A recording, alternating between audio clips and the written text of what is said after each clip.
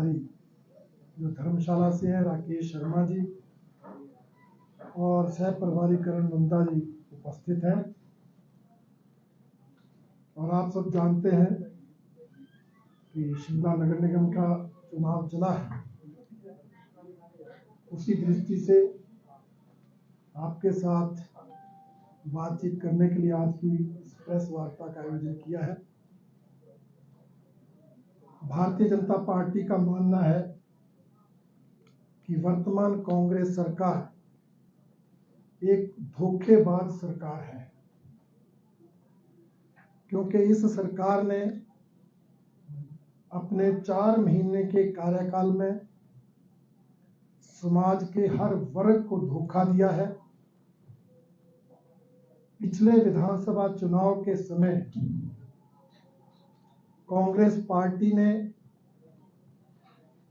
प्रदेश की जनता से, समाज के हर वर्ग से अनेक वायदे किए थे और मुख्य रूप से 10 गारंटियां देकर ये चुनाव जीता था। और आज 4 महीने के कार्यकाल के बाद ये स्पष्ट होता है कि उन्होंने उस समय वो गारंटियां देकर प्रदेश की जनता को गुमराह किया। प्रदेश की जनता को गुमराह करके वो चुनाव जीता और सत्ता में आने पर हर वर्ग के साथ धोखा किया। आप भी जानते हैं, उन्होंने पहली गारंटी कर्मचारियों को दी। सरकार बनेगी, पहली ही कैबिनेट में ओपीएस लागू करेंगे। 4 महीने बीत जाने के बाद भी ओपीएस लागू करने की अधिसूचना ही जारी हुई है। अभी किसी को ओपीएस मिलना शुरू नहीं हुआ। कर्मचारियों को कहा कि जो डीए ड्यू है 11% डीए सरकार में आने पर देंगे, उसमें भी 3% डीए की मात्र घोषणा की। अभी तक उसकी नोटिफिकेशन जारी नहीं हुई। इस तरह से प्रदेश के कर्मचारियों के साथ इस सरकार ने धोखा किया। दूसरी गारंटी, प्रदेश की महिला शक्ति को 18 साल से ऊपर की हर महिला को 1500 रुपए हर महीने देंगे। महिला सम्मान निधि के रूप में देंगे। एक परिवार में 2 महिलाएं होंगी, दोनों को देंगे। 3 होंगी, तीनों को देंगे। 4 होंगी, चारों को देंगे। और पहली ही कैबिनेट से देंगे। और आज 4 महीने बाद 18 से 60 साल तक की किसी भी महिला को राशि तो क्या मिलनी, राशि देने की घोषणा भी नहीं। और जो बजट में कहा, वो 60 से 70 साल के बीच की महिलाओं को जो सामाजिक सुरक्षा पेंशन 1000 और 1150 मिलती थी, उसी को 1500 किया जाएगा। मात्र सामाजिक सुरक्षा पेंशन को 500 और 350 बढ़ाया जाएगा। और कहा कि ये हम अपना वायदा पूरा करें। तो ये प्रदेश की माताओं बहनों के साथ, महिला के साथ धोखा है कि जो कहा वो किया ही नहीं। सामाजिक सुरक्षा पेंशन में ही थोड़ी सी राशि बढ़ाकर महिलाओं को धोखा देने का काम भी इस सरकार ने इन 4 महीनों में किया। इसी तरह से प्रदेश के युवा वर्ग को कहा कि हम 5 लाख युवाओं को नौकरी देंगे। सरकार बनी तो पहले कहा नौकरी नहीं, रोजगार देंगे। फिर कहा चरणबद्ध ढंग से देंगे। और अभी नौकरी और रोजगार देने की बात तो दूर, जिनके पास नौकरियां थी उनकी नौकरियां छीनने का काम 4 महीनों में हुआ। हजारों कर्मचारी जो आउटसोर्स पर लगे थे, चाहे वो जल शक्ति विभाग में, चाहे वो स्वास्थ्य विभाग में, चाहे वो शिक्षा के विभाग में, उनको निकालने का काम इस सरकार ने इन 4 महीनों में किया। और दूसरा, युवाओं को कहा था कि हम एक स्टार्टअप फंड रखेंगे 680 करोड़, और उस स्टार्टअप फंड से युवाओं को बिजनेस कराने के लिए कम ब्याज पर कर्ज देंगे। बजट चला गया, युवाओं के लिए स्टार्टअप फंड की कोई घोषणा, कोई प्रावधान बजट के अंदर नहीं। कुल मिलाकर प्रदेश की युवा शक्ति को भी इस सरकार ने धोखा देने का काम किया, जिसकी भारतीय जनता पार्टी निंदा करती। एक गारंटी और थी कि प्रदेश का बागवान फलों की कीमत स्वयं तय करेगा, चाहे वो सेब पैदा करता है, चाहे वो आम उगाता है। सरकार बनी तो बागवानी मंत्री का पहला ही बयान था कि ये तो संभव ही नहीं है कि बागवान अपने फलों की कीमत तय करे। तो बागवानों को भी धोखा देने का काम इस सरकार ने सत्ता में आने के बाद किया। और इसी तरह प्रदेश की जनता के हम 300 यूनिट बिजली मुफ्त देंगे।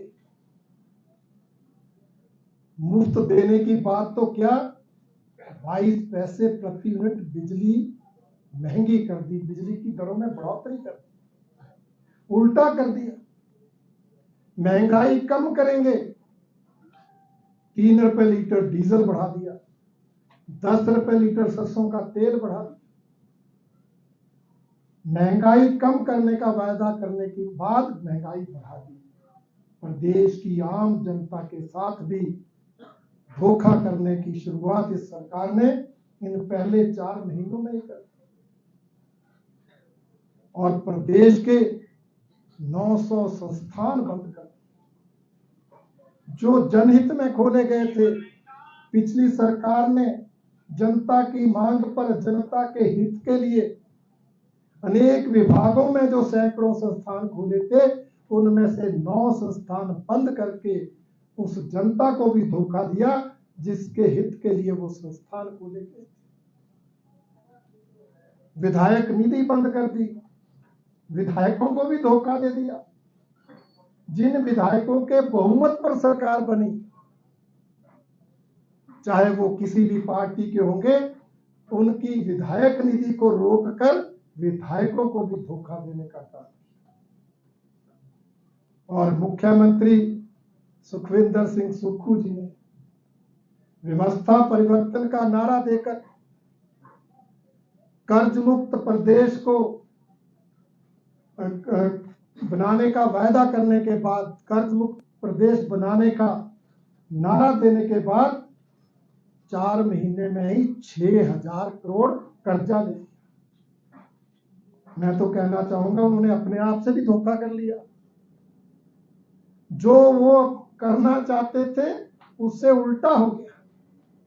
उन्होंने तो संस्थान बंद किए थे कि कर्जा है, हम कर्जा नहीं उठाएंगे, संस्थान बंद कर दिए। हम ओपीएस देंगे, कर्जा नहीं उठाएंगे, 3 रुपए डीजल महंगा कर देंगे, वहां से कर लेंगे। हम दूध के दाम बढ़ाएंगे, पैसा है नहीं, कर्जा नहीं उठाएंगे, शराब पर मिल्क सेस लगा देंगे।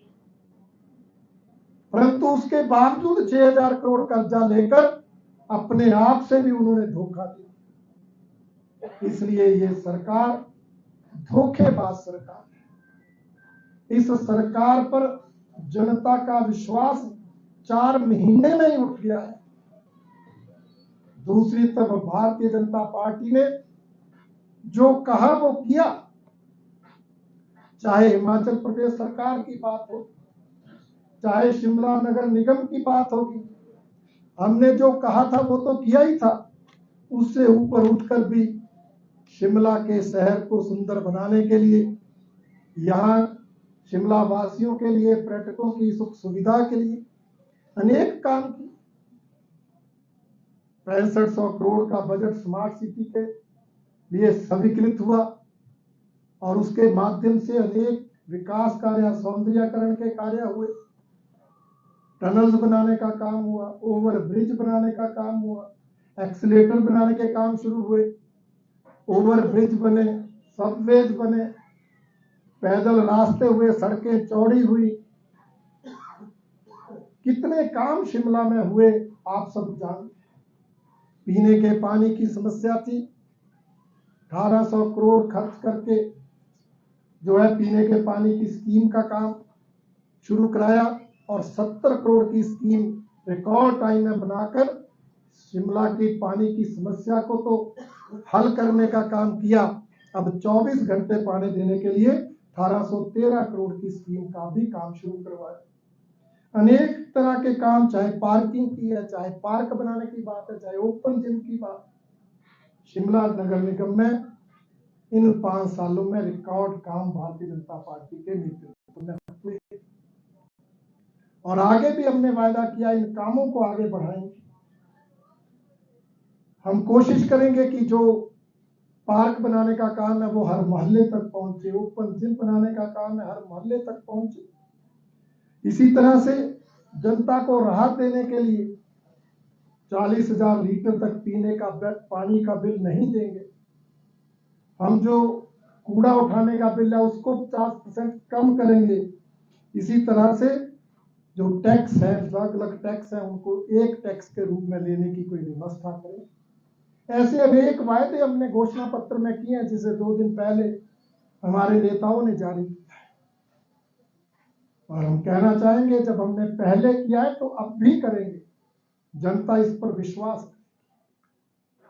मुझे पता लगा कांग्रेस पार्टी 4 बजे घोषणा पत्र जारी करेगी, परंतु वो उसी तरह के वायदे करेंगे, उसी तरह की गारंटियां देंगे, जनता को गुमराह कर रहे हैं। उनके प्रदेश सरकार में आके भी उन्होंने जनता से धोखा किया, अपनी झूठी गारंटियां दी, किसी गारंटी को समयबद्ध पूरा नहीं किया। इसलिए उनके नगर निगम के घोषणा पत्र पर भी शिमला की जनता विश्वास नहीं करती, क्योंकि उन्होंने उन सब वर्गों को धोखा दिया जो शिमला में है, चाहे कर्मचारी है, चाहे बागवान है, चाहे युवा है, चाहे महिला है, चाहे आम जनता है।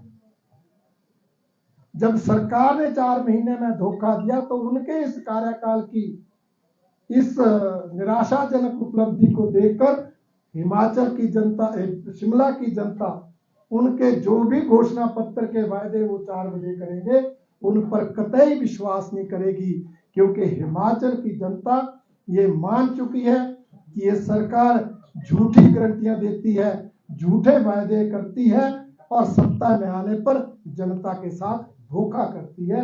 इसलिए उनके बहकावे में जनता नहीं आएगी। एक बार फिर शिमला में भारतीय जनता पार्टी नगर निगम पर अपना कब्जा करेगी, ये मैं विश्वास के साथ कह सकता हूं।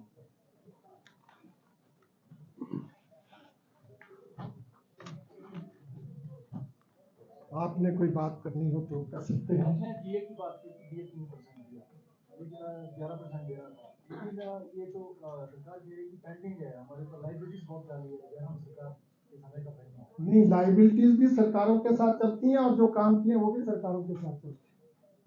बहुत सी ऐसी योजनाएं जिनका बजट अभी तक भी सरकार के पास पड़ा है, तो ये तो चलता है। पर उन्होंने तो कहा था ना चुनाव में कि हम आएंगे तो आपके जो भी ड्यूज है वो पूरा देंगे, जो भी डीए पेंडिंग है वो देंगे।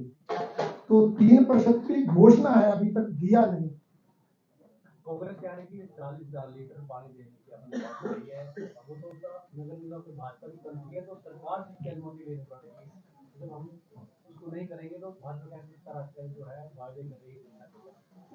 देखिए, शायद उनके विधायक को जानकारी नहीं, नगर निगम अपनी आय में से वो बिल दे सकती है, हम जनता पर बोझ नहीं डालते। जैसे रेगुलेटरी कमीशन बिजली के बिल बढ़ाता है, सरकार बिजली बोर्ड को अपनी ओर से जो है वो सब्सिडी कह दीजिए या वो जो भी नहीं। देखिए, कई जगह ऐसा होता है कि कई कार्यकर्ता इस योग्यता के होते हैं कि वो नगर निगम में पार्षद का चुनाव लड़ सकते हैं, टिकट हम एक को दे सकते हैं, परंतु जो बाकी रहे उनकी योग्यता का, उनकी क्षमता का उपयोग कहीं और करें, इसलिए उनको संगठन में जिम्मेवारी दी गई है, ताकि सभी कार्यकर्ता एकजुट होकर हमारे उम्मीदवारों को जिताएं। हिमाचल प्रदेश में इलेक्टोरल पॉलिटिक्स में भाजपा के पास ब्राह्मण नेता चुनी हुई राजनीति में कम है, और जो है आपको नहीं लगता कि उनको कोई बड़ी जिम्मेदारी पार्टी स्तर पर मिलनी चाहिए थी? हाल ही में डॉक्टर राजीव बिंदल को अध्यक्ष बनाया है, किसी ब्राह्मण नेता को भी विधायक भाजपा का प्रदेश अध्यक्ष बनाया जा सकता था। देखिए, भारतीय जनता पार्टी जाति के आधार पर पद नहीं देती, कोई जातिवाद आधारित राजनीति नहीं करती। भारतीय जनता पार्टी राष्ट्रवादी संगठन, राष्ट्रवादी विचारधारा को लेकर काम करती, सामाजिक समरसता में विश्वास करते हैं, जाति पाति से ऊपर उठकर काम करते हैं। इसलिए योग्यता और क्षमता के अनुसार और अनेक अन्य विषयों को ध्यान में रखकर ये जिम्मेदारियां दी जाती हैं। हमारे केंद्रीय नेतृत्व ने डॉक्टर राजीव बिंदल जी को ये जिम्मेवारी दी है, मैं राष्ट्रीय नेतृत्व का उसके लिए धन्यवाद करता हूं। एक अनुभवी, एक कर्मठ, एक राजनीतिक दृष्टि से कुशल व्यक्ति को ये जिम्मेवारी दी है, उनके नेतृत्व में पार्टी और आगे बढ़ेगी। जब से सरकार कांग्रेस की बनी है, भाजपा एक और सवाल कर रही है कि कांगड़ा की अनदेखी हुई है। कांगड़ा पार्लियामेंट्री